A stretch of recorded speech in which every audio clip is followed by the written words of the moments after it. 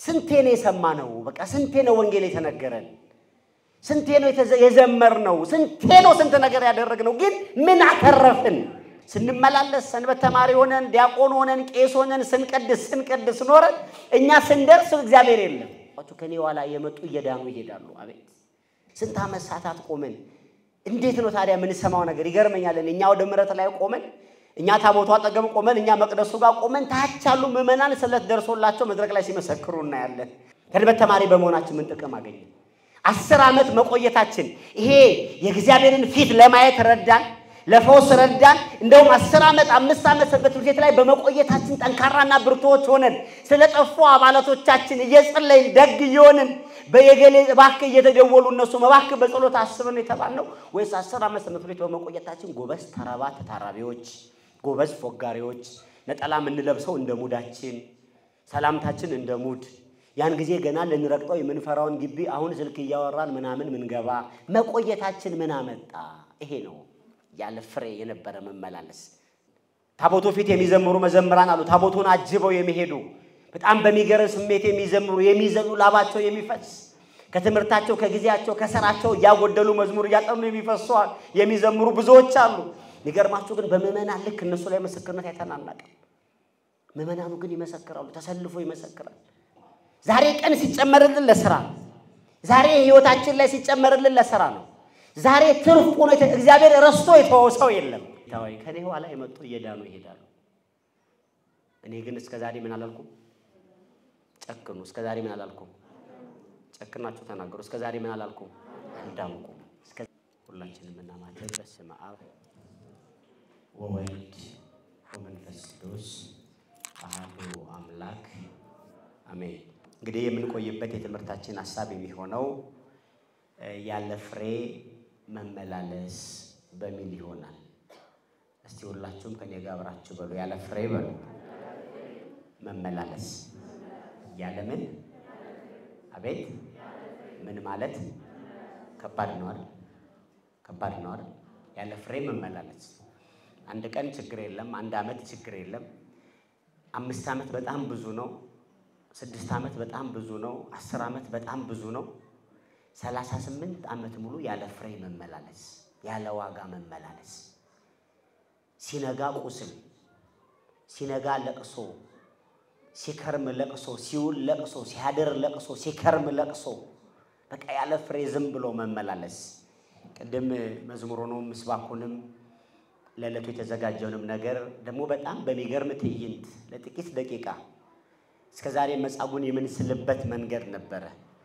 ዛሬ እኔ ያየሁት ወንድማችን ባሳየን እዚህ ኪነ ጥበብ ዝግጅት ክፍል ላይ ያሳየን ወንድማችን ላይ ሳየው ምን እናስብ ነበር እንደው ይሄ ቁጭ ብለው እግራቸው ማይቆም ሰዎች አሉ አይደል ይሄ ጉልበታቸው ማይፈታ እንዲጥፍ ብለው ቁጭ የሚሉ እንደው 38 አመት ሙሉ ይሄ ሰውዬ በለቅሶ እስከሚኖር ለምን እንዲህ የተንፏቀቀ አይሄድም እንል ነበር በእውነት ለካ መጻጉ የተኛው የዛሬውን አይነት ህመም ነው የመቀመጥ እንኳን ምን ያልነበረው ሰው ነው አቀር የተንከባለለ ሄድ አትሉኝም በዚህ ልክ አንጨከነ የተንከባለለ ወዴትስ ነው የሚሄደው ምክንያቱም ሰው መንከባለል ሲጀምር የዚህ ባላንስ ሲስተሙ ስለሚዛባ በየትኛው አቅጣጫ እንዳለው ሁሉ አያውቅም ስለዚህ እግዚአብሔር በፈቀደ መጠን ያለ ፍሬ መመላለስ በሚለው ሐሳብ ስር እንቆያለን የምስጢር ባለቤት እርሱ አምላካችን ቅዱስ እግዚአብሔር ስለሰሙ እሱ ስላደመጡ የሱ ቃል በጆሮአቸው ስላለፈ የዳኑ ብዙዎች አሉ የእርሱን ቃል ከመስምን ሰማው ለውቀት አይደለም ለመዳን ነውና የምንሰማውን አምላካችን ለመዳን ያደርግልን ብዙዎች የእግዚአብሔርን ሐሳብ ከስጋ መነጽር ከስጋ አይን በስጋ ጆሮ ይሰሙታል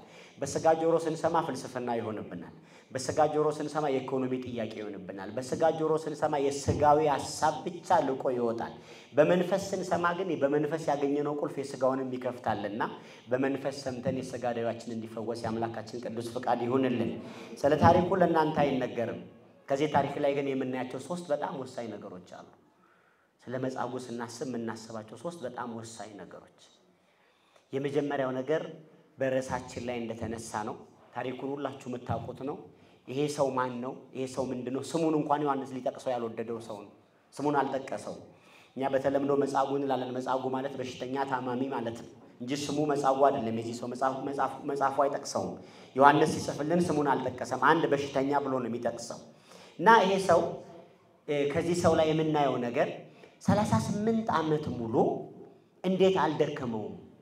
እንዴት ተስፋ አልቆረጠም? እንዴት የሰው ሌላ ዘዴ እንዴት መጠቀም አልቻለም? ወገን የለውም ወይ? ዘመድ የለውም ወይ? አመሉ ምን ቢሆን ነው እንዴ?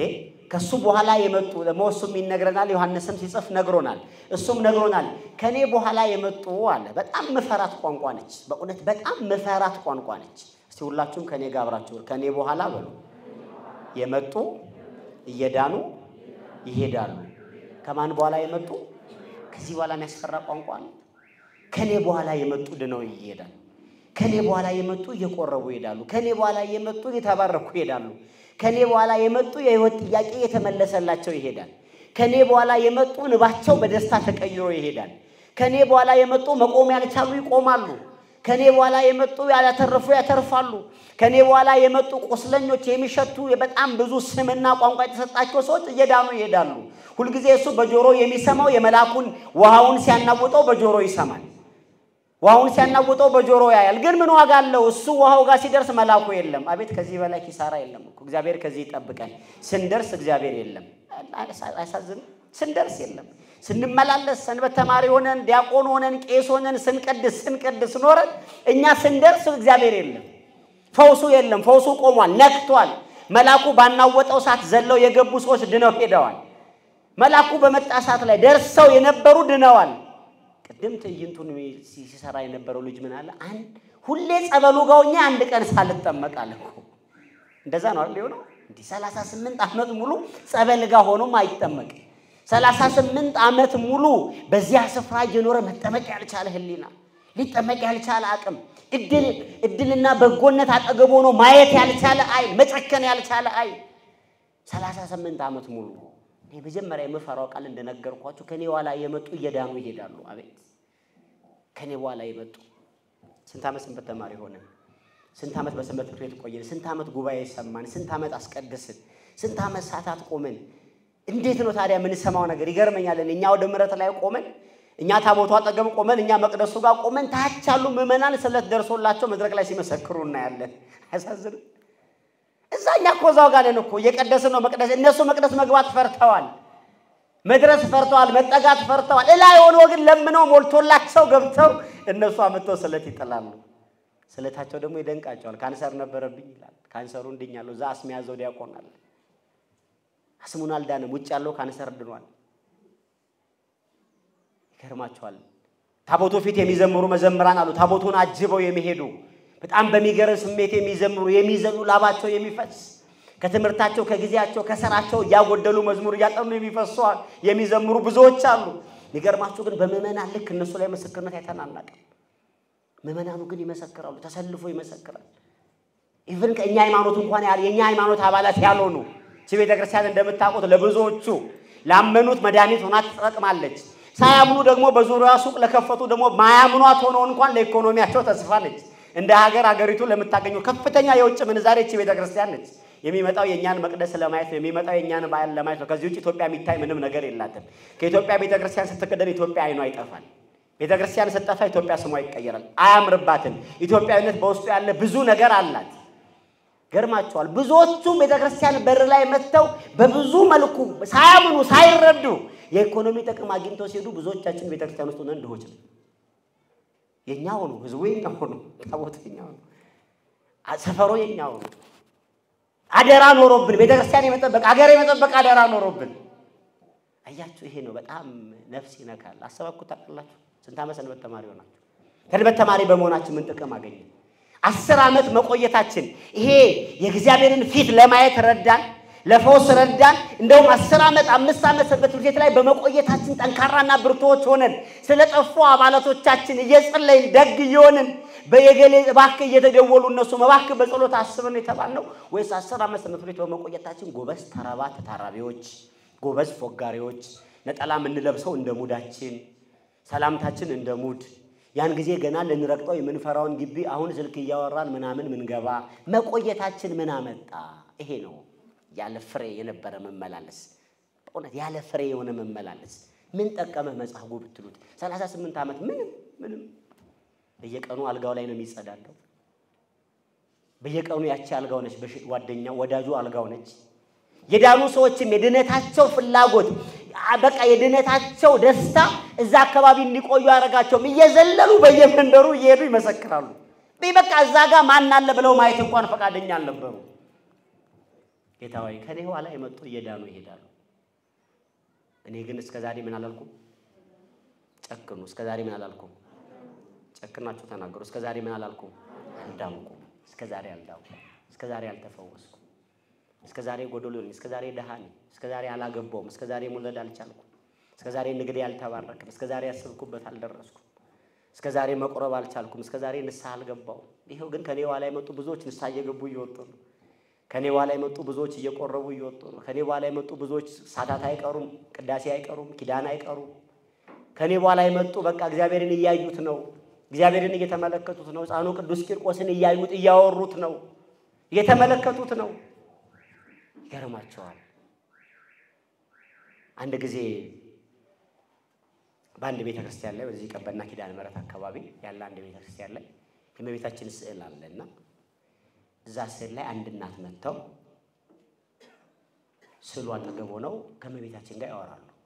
ተጣፋውብሽ አይደል እመቤት? ያው እንግዲህ እንደምታውቂው ቤቱ ይፈርሳል ሲሉ እኔ ደግሞ ቀበሌ ሲሄድ ደግሞ መጣለው ስል ሲመሽ ምን እያልኩኝ በቃ ይሄው ኋላ ላይ እኔም ስጠፋብሽ አንቺም ወሰንሽ መሰለኝ ቤትሽም አይፈርስም ተባልኩኝ። ይሄው አሁን ስለሞላልኝ መጣው ጠፍቻለሁ። በቃ በቀን 2-3 እየመጣው ከስሻለሁ አሉ። አዩ እናታችን የደረሱበት ደረጃ አይደል አይደል? የደረሱበት ሌላ ዓለም ላይ ነው። ድንገት እንዲህ ማን ሊሆን እዛ ውስጥ ያለ መቅደስ ውስጥ ያሉ ሰዎች እንዲህ ይሉ ይሆን? ያወሯት ይሆን ወይ? ሲጠፉ ቅር ይላቸው ይሆን ወይ? ሲመጡ ቅር ይላቸው ይሆን ወይ?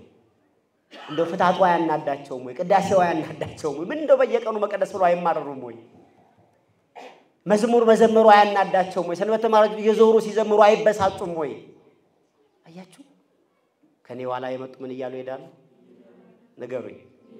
ከስንኛ በኋላ የመጡት ከቄሱ ከጳጳሱ ከሙሉ በኋላ የመጡት ድንግል ማርያምን እያወሩ ይሄዳሉ። በጣም ይገርማል። ከብዙዎች ኋላ የመጡ ሰዎች ታላቁ ቪክቶሪየስ የተባለው ቅዱስ ምን ይላል መሰላችሁ? ክርስትና ማለት ራስን እየፈተሹ መኖር ነው ይላል። እስቲ ሁላችሁም በሉት ክርስትና ማለት በሉ ራስን እየፈተሹ መኖር ነው። ራሳችንን መፈተሽ። ስትዘምሩ ወዴት ሄዳችሁ ነበር? ስንዘምር የት ነበር? የምንዘምረው መዝሙር ይፈውሰን ነበር ወይ? ስንዘምር እንፈወስ ነበር ወይ? ጸሎቱ ሲጀመር እንፈወስ ነበር ወይ? ጸሎቱ ሲጀመር እንፈወስ ነበር ወይ? እንድን ነበር ወይ? ይሄ እዚህ ጋር ቀድማው እንዲያቆኑ ምስባኩን ሲለው ሌሎቹ ደግሞ መዝሙሩን ሲሉት የለቱን መዝሙር ሲሉት ምን ይሰማን ነበር በዛ ሰዓት ላይ? ይሄ እኮ ነው ልዩነቱ እኮ ይሄ ነው። ይሄ እኮ ነው በጣም የሚደንቃችሁ ነገር። እኚህን ቃላት እየሰሙ ብዙዎች እየዳኑ እየወጡ ነበር። ብዙዎች ይፈወሱ ነበር። ይሄን ድምጽ ሲሰሙ አንሄድም ይሉ ነበር። ይሄን ቃል ሲሰሙ ይገርማቸዋል። በቃ አባ ገሌ በቃ እንደው ቅዳሴውን ሲቀድሱ በቃ ጨጓራው ብድግ ብሎ ሲሄድ ይሰማኝ ነበር። የልብ ነገር ሲረጋጋ ይሄ ካንሰር ስሜቴ ሲወገድ ይቻለኝ ነበር። አንድ ፈረንጅ ምን አለ መሰላችሁ? አንዱ በካንሰር ዳነ ጸበል ላይ። ከምን ዳነ አልኳችሁ? አቤት። ከዛ በኋላ ሊያየው ያንን ቦታ ሊያይ መጣ። ታሪኩ ረጅም ነው። ሌላ ሀገር ሄዶ ምናምን የተከሰተ ታሪክ ነው። ስለሰማ ያን ቦታ ለማየት አለብኝ ብሎ መጣ እና አጥማቂውን ምን ቢለው ጥሩ ነው? በቃ you are the source of health። በቃ አንተ ጤና የሚባል በቃ አንተ ላይ በቃ ሶርስ ነህ አለው። በቃ አንተ የጤና ክምችት ነህ አለው። አልገባውም። በቃ አንተ እንዴት አለው? እንዴ አንድ ሰው 107 ቀን ተጠምቆ ከካንሰር ከዳነ አንተማ በየቀኑ ጸበሉ ስለሚነካ you are ምንድነው ማለት ነው? 100% ምንድነው? ከኔ ኋላ የመጡ ምን እያሉ ይሄዳሉ? ይሄን ቋንቋ ፍሩት። ይሄን ቋንቋ ተጠንቀቁት። በጣም የሚገርማችሁ እኮ ያ ሰውዬ ጨጓራ በሽተኛ ነበር አጥማቂው። ግን ከውጭ የመጡት ከምንድነው ሄዱ? ንገሩኝ። እሱ የምን በሽተኛ ነው? ከኔ ኋላ የመጡ እየዳኑ ሄዱ። ያለ ፍሬ መመላለስ ያለ ፍሬ። እግዚአብሔር በነገራችን ላይ ያለ ፍሬ የምናሳልፈው ጊዜ አልሰጠንም። ታውቃላችሁ? ያለ ፍሬ የሰጠን ጊዜ የለም። ያለ ፍሬ የሰጠን ቀን የለም። መኖራችን ዋጋ አለው። መኖራችን ዋጋ አለው። ዛሬ ቀን ሲጨመርልን ለስራ ነው። ዛሬ ህይወታችን ላይ ሲጨመርልን ለስራ ነው። ዛሬ ትርፍ ሆኖ እግዚአብሔር ረስቶ የተወሰው የለም። አይደለም እኛነታችንን ይቅርና የጸጉራችንን ምን ያቋል? አቤት አቤት ቁጥሩ አይገርም? አሁን እኔ ራሰ በረሃ ሲሉኝ እንጂ ስንተኛው ክፍል እንደገባ ገምቼ አውቃለሁ ቁጥሩን ግን አላውቀውም እግዚአብሔር ከኔ የትኛው እንደጎደለ ያውቃል ክብር ለስሙ ይሁን አይገርም አይደለም እኛነታችንን የጸጉራችንን ቁጥር የሚገደው አምላክ አይደለም ታዲያ ምን ማለት ነው ታዲያ እሱ የፈውስ ባለቤት ነው የበረከት ባለቤት ነው የጸጋ ሁሉ ባለቤት ነው ያጣነውን ሁሉ እሱን ስናይ እናገኛለን ያጣነውን ሁሉ የጎደለብን ሁሉ እሱን ከማየት ጋብሮ እሱን ከማየት ጋር እሱን ከመስማት ጋብሮ እሱን ስንሰማ በቃ ያ ምንድነው ያለው እንደሰማው ምን አልኩኝ ያለው ታልኩኝ አይደል ትገሩኝ እንደሰማው ምን አልኩኝ አረጋግ እንደሰማው ስንቴ ሰማን ስንቴ ሄዳለን ስንቴ ሰማን ስንቴ ነው የሰማነው በቃ ስንቴ ነው ወንጌል የተነገረን ስንቴ ነው የዘመርነው ስንቴ ነው ስንት ነገር ያደረግነው ግን ምን አተረፍን መጻጉ 38 አመት ሙሉ ምንም ግን እንዳትረሱ መጻጉ ጋር ሶስት ወሳኝ ነገሮች አሉ ሶስት ወሳኝ ነው ጸበል አለ መላክ አለ ፈውስ አለ አብረን እንቆጥራቸው የመጀመሪያው ምንድነው ድምጻቸው ሁለተኛው ሶስተኛው ከሶስቱም አንዱን መጻጉ አግኝቷል ጸበል አለ መላክ አለ ፈውስ አለ ደሞ የሚገርማችሁ ነገር በመጻጉ ዙሪያ ላይ ያሉ ነገሮች ለመጻጉ ትርፎች ናቸው ዋናዎች ናቸው አቤት ዋናዎች ናቸው እንደ መራመድ ማይችል 38 minuto አልጋ ላይ ተኛ ዘመዱ አልጋው እየተንከባለለ እየተንፏቀቀ እየተንገዳገደ እሱ ሲደርስ የእግዚአብሔር መልአክ በቃ ጸበሉ ስራውን ያቆማል ከዚህ መዳን ያለ የሚሰውረን እኛ ስንደርስ የእግዚአብሔር ፈቃድ ሲዘጋ ያሳዝን እኛ ስንደርስ ቅድስናው ሲቆም እኛ ስንደርስ ጸጋው ሲቆም እኛ ስንደርስ ባዶ እኛ ስንደርስ አልቋል እኛ ስንደርስ ጨርሰናል እኛ ስንደርስ የለም አቤት የቆ መከራ ድንገት እስከ ዛሬ ያልተመለሰልን ይሄው ጥያቄ አለ እርግጠኛ ነኝ አይደል ጠይቀን ያልተመለሰ ብዙ ነገር እኮ አለ ባሰብነው ልክ መኖር እኮ አልቻለም ባቀድነው ልክ በህልማችን ልክ መኖር ያልቻልነው ለምንድን ነው ድንገት ስንደርስ ያለቀ ቢሆንስ ስንደርስ እየተዘጋ ቢሆንስ ስንደርስ አልቋል እየተባለ ቢሆንስ ያ ሰውዬ እኮ የገጠመው ይሄ አልፈወሰም ጸበሉ አልሰራም እንዳልን ከርሱ በፊት የሄዱ ሰዎች ምን ብለው ነበር ደነው ነበር እሱ ሲደርስ ግን ምኑ የለም ደነቶ የለም ከኔ በኋላ የመጡ እነርሱ እየዳኑ ይሄዳሉ መጀመሪያው ከመጻጉ የምናየው ነገር ይሄ ሁለተኛ የምናየው ያምላካችንን ረራህ ያምላካችንን ደግነት ሲውላችሁ የእግዚአብሔር ደግነት ነው የማን ደግነት ይሄ ደግነት ምድራችንን ይጠብቃል አሜን አሜን በሉ አይሰማም አሜን ትልቅ ነገር ነው በቃ የእግዚአብሔር ደግነት ይገርማችሁ እዚህ ይላችኋል መጣ ፈወሰው ከዛ በኋላ ሄደ ምኑን ተሸክሞ ሄደ አቤት አልጋውን ተሸክሞ ከዛ ሰዎች ጠየቁታል ምንድነው ያሉት በሰንበት አልጋህን ለምን ምን ትላለህ ከዛ በኋላ እሱ ምን አለ አቤት እንግዲህ ያው ደምረት ጉባኤ አይደለም አይደል እንትን ይኖራል ንግግር ይኖራል ከዛ አልጋውን በሰንበት እንዴት አልጋን ተሸከማለች ሲሉት ምንድነው ያለው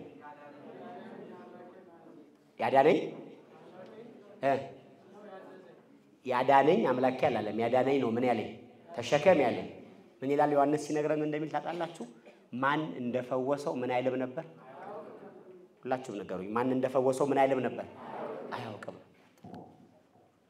ታሙኮ ነው የሚገርመው ሁለተኛው የሚገርመኝ ነገር ይሄ ማን እንደፈወሰው አያውቅም ነበር ማን እንደረዳችሁ ታውቃላችሁ ማን እንዳገዘን ታውቃላችሁ ማን እንደሚያኖረን ታውቃላችሁ ሲቤተ ክርስቲያን በዚህ ምድር ማን ያኖራት እንደሆነ ታውቃላችሁ መንግስት አትሉኝ እርግጠኛ ነኝ ሌላ አካል አትሉኝ እርግጠኛ ነኝ ማን ያኖራችሁ እንደሆነ ታውቃላችሁ ነጠላችንን ለብሰን እንድንወጣ ያደረገ ያለን ማን እንደሆነ ታውቃላችሁ በድህነታችን ያገዘን ያለ ማን እንደሆነ ታውቃላችሁ በማጣታችን መሐከል ላይ አብሮን ያለ ማን እንደሆነ ታውቃላችሁ ኩዮቻችን በበረሃ ሲያልቁ ኩዮቻችን ሲሞቱ ኩዮቻችን በየሆስፒታሉ ሲተኙ እኔና እናንተ ጤነኛ የሚያደርገን ማን እንደሆነ ታውቃላችሁ እንዳንዱ ትንሽ ልቤን ያዘኝ ሲል ምን ይላል ትንሽ ልቤ ጥሩ አይደል አትሮጥም አንተ ተነስተ ስለሮጥክ መስሎ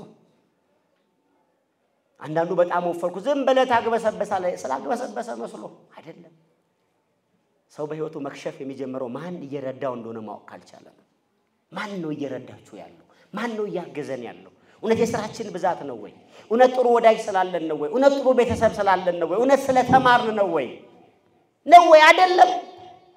አይደለም ምክንያቱም መማር መጨረሻው ምን እንደሆነ ሰምተናል በተለያየ ቦታ በተለያየ ስፍራ ዕውቀት መጨረሻው ምን እንደሆነ አውቀናል ማን እንደሆነ አላወቀም ማን እንደፈወሰው አላወቀም። አይገርም? ሳናውቀው የሚረዳን እግዚአብሔር ክብርና ምስጋና ለስሙ ይሁን። ሳናውቀው አሁን እግዚአብሔርን ታውቁታላችሁ ብትባሉ ምን እንደምትሉት? የሰንበት ተማሪ ስለሆነ አዎ እግዚአብሔር ማለት ያው ሥላሴ ነው። ሥላሴ አንድ እሱ ዕውቀት ነው። እግዚአብሔርን ታውቁታላችሁ ማወቅ፣ እግዚአብሔር መልኩን ማወቅ፣ ፍላጎቱን ማወቅ፣ እግዚአብሔር ሁኔታውን ማወቅ፣ እግዚአብሔር ስራውን ማወቅ፣ መንገዱን ማወቅ፣ ጣቱን ማወቅ፣ መከራውን ደስታውን ማወቅ። ቤታችሁ ፈተና ሲገባ አይደለም የትም አንሄድም ይሄ የእግዚአብሔር እጅ ነው የሚል ዕውቀት። በረከት ሲጎበኝ አረ ይሄንን ማንንም አላደረገም ይሄ የእግዚአብሔር ጣት ነው የሚል ማወቅ። ሲጎልብን ከማንም ጋር ማወራው አምላክ አለኝ ብሎ እግዚአብሔርን ማወቅ። መከራ ሲበዛ ቀኑ ሲጨልም ነገሮች ሁሉ ግራ ሲሆኑ አይ ከማንም ጋር አይደለም ከእግዚአብሔር ጋር ማወራው ጉዳይ አለ። ለዚህ ይሉ ነበር እስራኤላውያን። አሁን ወደ ተራራ እንወጣለን ከአምላካችን ከእግዚአብሔር ጋር እንነጋገራለን ይሉ ነበር። እንደዛ ነው ወይ የምታረጉት? ሲያመን እንደዛ ነው ወይ የምናረገው? ሲያመን ወደ እግዚአብሔር ቀድመን ማን ሄዶ ለምን መሰላችሁ? ከሃይማኖት ጎል ስለማናውቀው እኮ ነው እግዚአብሔር። ሲከፋን እኮ ወደ እግዚአብሔር ማን መጣው ለምን መሰላችሁ? ስለማናውቀው እኮ ነው። አሁን በየአውደ ምሕረታችን ብንሄድ በየቤተክርስቲያኑ አውደ ምሕረት ስንሄድ ከበዓላት ቀን ውጭ አውደ ምሕረቱ ጭር ሰው የለም። ሰው ማይመጣው ለምን መሰለ? ጉዳይ ምናምን ገጥሞት አይደለም እግዚአብሔርን ስለማያውቀው እኮ ነው። እግዚአብሔርን እኮ አናውቀውም። እግዚአብሔርን ቢያውቅ ኖሮ ሰው መች ከዚህ ግቢ ይወጣ ነበር እንዴ? ሰው እግዚአብሔርን ቢያውቅ ኖሮ መች ከቅዳሴው ይጎድል ነበር? ሰው እግዚአብሔርን ቢያውቅ ኖሮ መች ልጆቹን ከእግዚአብሔር ቤት ውጭ ያሳድግ ነበር? የለም እኮ እግዚአብሔርን አናውቀውም እኮ። በጣም የሚያሳዝነኝ ደግሞ ሰንበት ተማሪ ሆነን እግዚአብሔርን አለማወቃችን ስለ ስሙ እየዘመረን ከመላእክት ተርታ እየተሰለፈን። አሁን ከዘመናት በኋላ ድሮ አልባሳት ነበር የሚባለው አሁን ስሙ ተቀይሮ ዩኒፎርም ተብሏል እንጂ ድሮ አንድ ዩኒፎርም ተብሎ አይጠራም ነበር። ይሄንን የመላእክት ልብስ እየለበስን ይሄ 24 ሰዓት የእግዚአብሔር ቃል የሚነገርበት ልብስ እንዴ እንዳትረሱ። ያቺ ሴት ታሪኳ የተቀየረው ምን ነክታ ነው? ጌታን ነው ልብሱ ነው? አቤት ልብሱን አይደል? በቃ ልብሱን ስትነካው እሱን ተውት። አረ እንትና ጳውሎስ ጋር ሄዱ። ያስ ሁሉ ነገር ባለቤት ነው ጳውሎስ ጋር ሄዱ። ጳውሎስ ልብሱን የመንካት እድል አልነበራቸውም። ግን ምኑን ያገኙ ነበር? አቤት ጥላውን አይደል? ስልኩን ያለኝ ሰው አለ የለም አይደል? ስለዚህ ምኑ ነው ጥላውን። ጳውሎስ ሲቆም እንዲህ ጥላው ያጣላል። ከዛ ምን ያደርጋሉ? ከጳውሎስ በዚህ እንዲዞሮ እያስተማረ ከኋላው ጥላ ስር ደውያን እየመጡ የጥላውን ሲነቁት እየተፈወሱ ይሄዳሉ። በእኛ የሰንበት ትምህርት ቤት የአገልግሎት ልብስ ምን ያህል ሰው ተፈወሰ? ምን ያህል ሰው አዳንበት? ምን ያህል ሰው ቢያንስ እንደው 100 ሰንበት ተማሪ አባላት ነው ከመቶ እንደው ያንዱ ሰው ልብስ እንኳን አይፈወስም። ምን እየከሰርን ነው እየሄድን ያለ ነው? ፍሬ አልባ እየሆንን ነው ወይስ ፍሬያማ እየሆንን ነው እየሄድን ያለ ነው? ወዴት ነው እየሄድን ያለ? ቀጣይ ጉዟችን ወዴት ነው?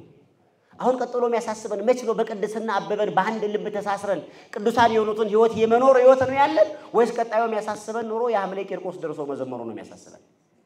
የትኛው ነው የሚያሳስበን?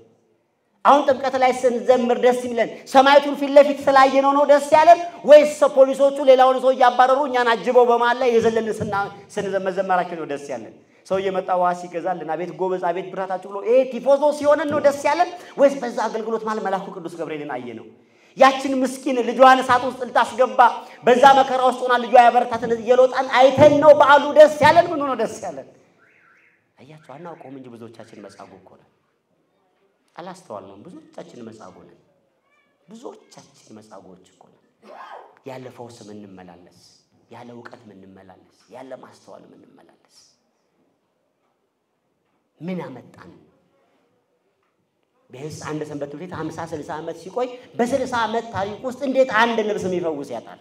ምንድነው ያጎደልነው? ምንድነው የተላለፍነው? ምንድነው የዘለልነው ነገር?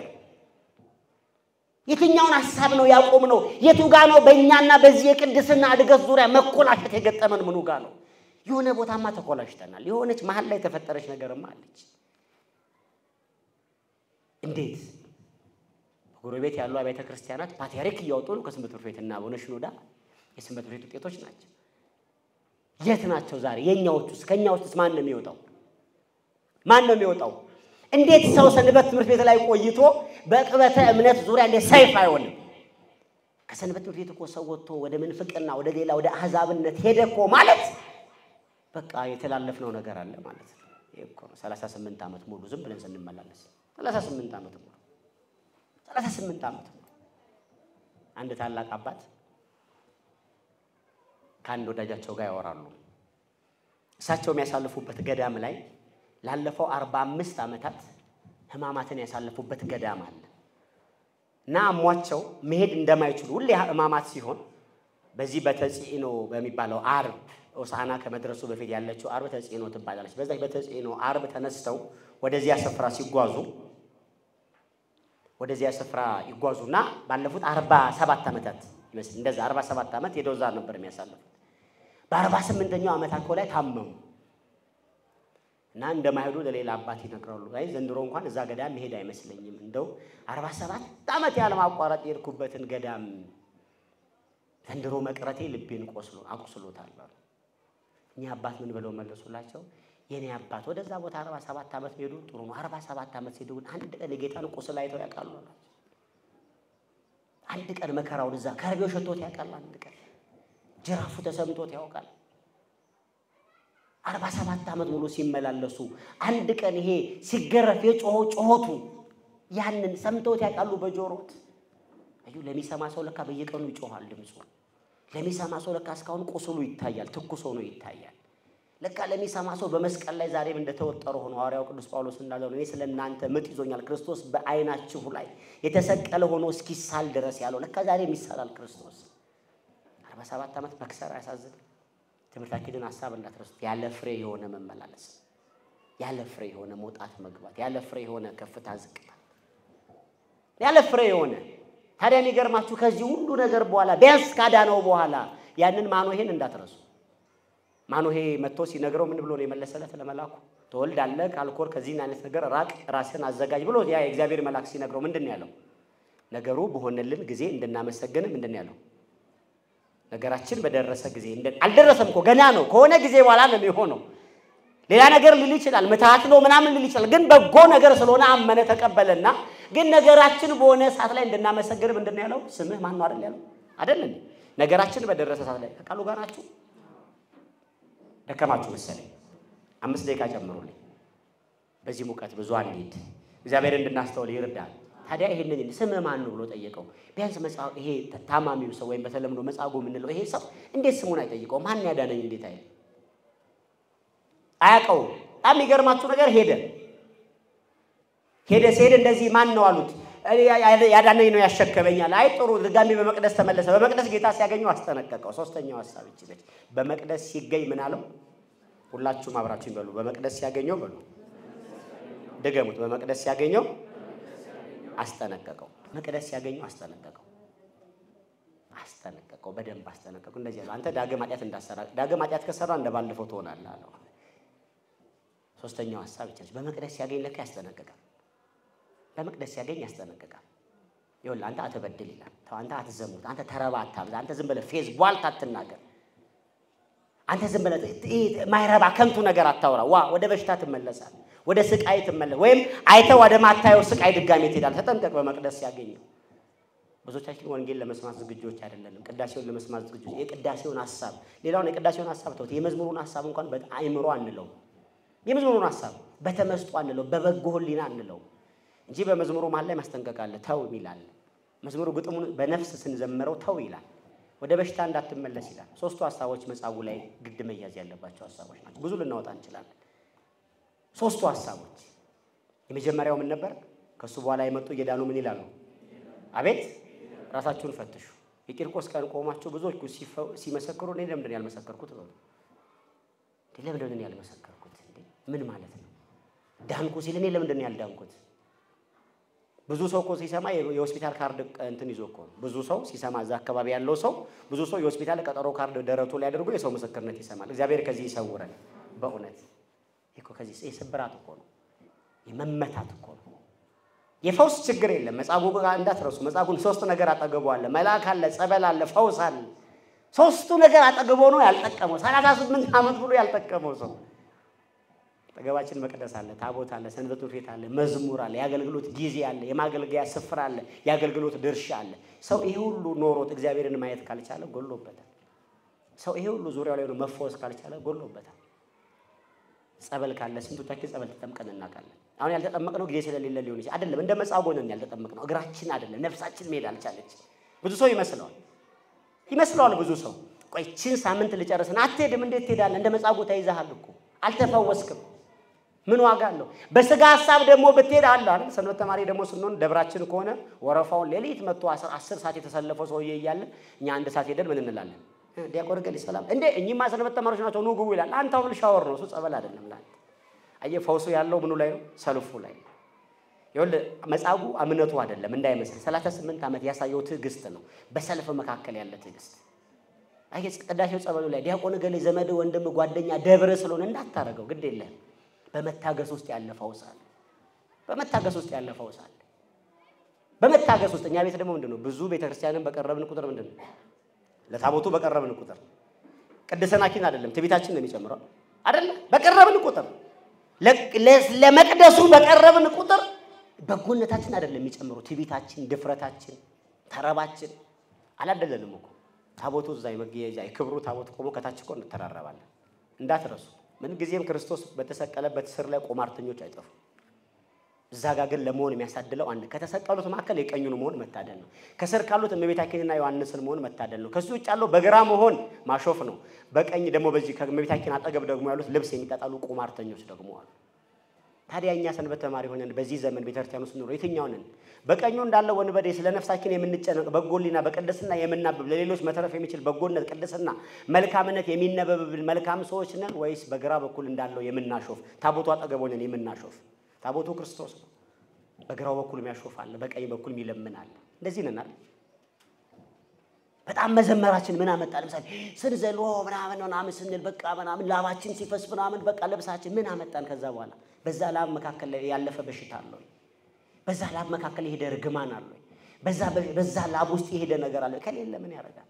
ዝም ብሎ ፓርቲ በቃ ዝም ብሎ ነገር አይደለም ያችሁ ከናንተ ዋላ የመጡ ብዙዎች እየዳኑ ነው ተጠንቀቁ ሁለተኛ መታገለግሉትን ታውቁታላችሁ ወይ ታገለግሉትን ታውቁታላችሁ እየረዳችሁ እኮ ነው መታገለግሉት እየረዳችሁ ነው ያገዛችሁ እኮ ነው በዚህ ሰዓት ላይ ልክ በእናንተ እድሜ ያሉ ሰዎች ሰይጣን የሚጫወትባቸው ብዙ ሰዎች አሉ ባይምሮ መን በአካል መን በስጋ መን በነፍስ መምታሙ በዚህ ሰዓት ላይ ጎረምሳ የዘመኑ ሰባኪያን በካራቴ የሚጥሏቸው ብዙ ወጣቶች አሉ እናንተን ከዚህ ማከል ጠብቆ እዚህ ያመጣን ሁላችንንም ክብርና ምስጋና ለስሙ ይሁን አሁን እኛው ወደዛ ያለነው እናታችን ኦርቶዶክስ ስለሆነች አይደለም እንዳይመስላችሁ ብዙ እናቶቻቸው ኦርቶዶክስ የሆኑ ሰዎች ልጆቻቸው ወጥተውባቸዋል አንዳንድ ደግሞ መርገም የገባበት ቤት እናትም ልጅም አብረው ወጥተው ሄደዋል እኛ እዚህ ቆየ ነው አያችሁ አናቀውም ግን እሱ ምን ይያለን ነው ነገሩኝ አናቀውም ግን ምን ይያለን ነው ያገዘን ነው ይረዳን ነው አናቀውም ግን እሱ ያገዘን ነው አናቀውም ግን እሱ ይረዳን ነው ሶስተኛ አባካችሁ ከወንጌል ከቅዳሴ ካገልግሎቱ አትራቁ ብቻውን ተዘምሮ ዋጋ ማምጣት አይቻለም ብቻውን አይዘመርም ዝማሬው ላይ ንስሐ ይገባበት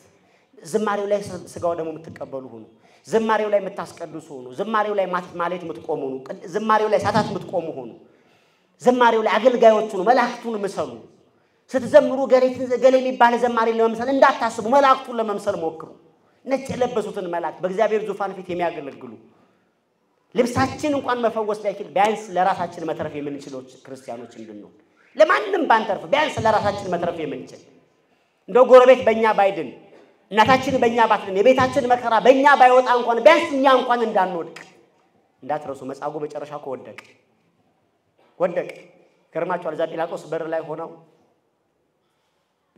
ላይ ሆነው የጲላጦስ አደባባይ በዛ ዓርብ ዕለት ሞልቶ ነበር በከሳሾች ብዛት ሞልቶ ነበር ሹማምንት የሆኑ ተጠግተው ወደ ውስጥ ገብተዋል ህዝብ የሆነ ተራው ሰው ወደ ውጭ ነበር ተራውን ሰው የሚያስተባበረው ይሄ በሽተኛ ሰውዬ ነበር በርባን ይፈታ ሲል የነበረው ይሄ ሰውዬ ነበር መድኃኒት ይሰቀል ሲል የነበረው ይሄ ሰውዬ ነበር ጌታ ግን በመቅደስ ምን ብሎት ነበር ነግሮት ነበር አይደል ዳግም ምን እንዳሰራ አቤት ከዚህ መካከል ላይ ይሄንን ድምጽ ያልሰማ ሰው ነገ ሌላ ቦታ ልናገኘው እንችላለን ነገ እስር ቤት ልናገኘው እንችላለን ነገ በደዌ አልጋ ልናገኘው እንችላለን ነገ በርግማን መንደር ልናገኘው እንችላለን ነገ ባልተመረጠ ክፉ ቦታ ልናገኘው እንችላለን ነገ በሶሰኞች መንደር ነገ አይምሮን ስቶ ልናገኘው እንችላለን እንዳትረሱ በመቅደስ ምን ብያችሁ ነበር ነው ጌታ አይደል ያለው አይደል ከተነሳይ በኋላ ጌታን ሲፈልጉት እዛ ይላችሁ በግራ በቀኝ እንደው ሲሮሮጡ ይትገባ ምናምን ሲሉት እንዴ እናንተ አላችሁ ያ የእግዚአብሔር መልአክ መጥቶ ምን ሆናችሁ ያን ጊዜ በገሊላ የነገራችሁን ረስታችሁ እንዴ አላችሁ እኛ ደግሞ እንዳትረሱ እኛ ደግሞ በዚህ በሰንበት ቤት አገልግሎት ዙሪያ ደግሞ ያለን ከማንንም በላይ ዕዳ አለብን ትልቅ ዕዳ አለብን ምክንያቱም ለምን መሰላችሁ አብዝተን ብዙ ወንጌል ሰምተናል አብዝተን ለታቦቱ ቅርብነን ለመቅደሱ ቅርብነን አብዝተን እዚህ የምሕረት አውድ ላይ ብዙ ጊዜ ቆመናል ይሄንን እኛ የሥነ መለኮት ሊቃውንት አንዳንድ ጊዜ ሲያነሱ ምን ይላሉ ብዙ መድኃኒት የሚወስደው ምን አይነት ሰው ንገሩኝ። ብዙ መድኃኒት የሚወስድ ሰው ጤነኛ ነው በሽተኛ? አቤት ታመመ ሰው ነው። ድንገት ብዙ የቀረብነው ስለታመምን ይሆን? መቅረባችን ህመም ሆኖብን፣ ድፍረታችን ህመም ሆኖብን፣ የተሰጠንን ነገር ማሰብ ባለመቻላችን አሁን ሁላችንም የበየድኩበት ቦታ እኔንም ጨምሮ እኔ በሰንበት ትምህርት ቤት ታሪክ ስላለኝ እኔ አሁን የምመኘው የትኛው መሰለኝ? የመጀመሪያ ጊዜ ሰንበት ትምህርት ቤት የገባሁበት ትህትና ዛሬ ላይ ቢኖረው በቃ የመጀመሪያ ስትመጡት እዚህ ላችሁ የመጀመሪያ ቀን የነበረው ትህትና የእግዚአብሔር መልአክ በግራና በቀኝ እየደገፈ ሲያመጣ መዝሙሩን በቻልኩ ያልንበት ቀን ማማተብ የቻልን ቀን የተሰማን ደስታ የመጀመሪያ ቀን ይህንን የአገልግሎት ልብስ ይህንን ቅዱስ ልብስ ለብሰን እንደምን ዘመር ያወቅንበት ቀን አልነጋ ብሎኝ ነበር። አቤት እሱ ቢኖርን ዛሬ ስንት ቅዱስ ይኖር ነበር። ከዛ በጣም ብዙ በቆየን ሰዓት ላይ ልብስ ምን መርጦ ነናል። ብዙ በቆየን ቁጥር መጻጉ ሆነን ብዙ በቆየን አረ እኔና አለብሰውም ጃኖና አምጣው ማለት ምናምን የመነቸከ ልብስ የፍፌድ ያረገ ምናምን አዳዲስ ልብስ እነሱ ይለብሳሉ። ኮሚቴው ከሚከሰስባቸው ጉዳዮች አንዱ ነው። አዳዲስ ልብሶች ሁሉ ለጉልበተኞች ይሰጣል። ዝም ላልነው ሰው የፈተገ ልብስ ይሰጣል። አያችሁ በዚህ ሁሉ የማገልገለው ዘመናችን አይደለም የነፍስን ዋጋ የልብስን ዋጋ እንኳን አላወቅንም። ያለ ፍሬ ምን ማለት ነገሩኝ? ያለ ፍሬ ምን ማለት? ትልቅ ኪሳራ ነው ያለ ፍሬ መመላለስ። ዛሬ መጣን ሰማን። ዛሬ ስለሰማነው ነገር እግዚአብሔር ምን አደረገልን? ምን ተናገረን? በየትኛው የፈረሰው ማንነታችን በኩል ይሁን እግዚአብሔር የነገረን? በየትኛው ባዶነት በኩል ይሁን እግዚአብሔር የነገረን? 10 ዓመት ስናገለግል ከእግዚአብሔር ጋር መቼ አውርተን እናውቃለን? እድሜ ነው ወይ ያሳለፍነው? ረጅም ዘመን ትምክህት ረጅም ዘመን ለኮሚቴ ምርጫ ሊጠቅም ይችላል። ረጅም ዘመን ግን መንግስተ ሰማያትን ለመውረስ ምልክት አይሆን። ምክንያቱም ረጅም ዘመን እንዳያስመካን ያንን መጻጉን አይተናል። ያ መጻጉ ቢን ተጸውዖስን የሚጠራውን ግለሰብ አይተናል። መልአክ አጠገቡ ኖሮ ጸበል አጠገቡ ኖሮ ፈውስ አጠገቡ ኖሮ ማየት ያልቻለ ታዲያ ምን ዋጋ አለው? ያዳነውን አላወቀውም። ሄዶ ይሰቀል ብሎ መፍረድ ጀመረ። ቢያቅ ኖሮ ግን ህዝብ ከሰደበው ስድብ ያላቀቀው እሱ ነበር። እሱን የምናይበት በጎ ሊና አምላካችን ይስጠን። ስብሐት ለእግዚአብሔር።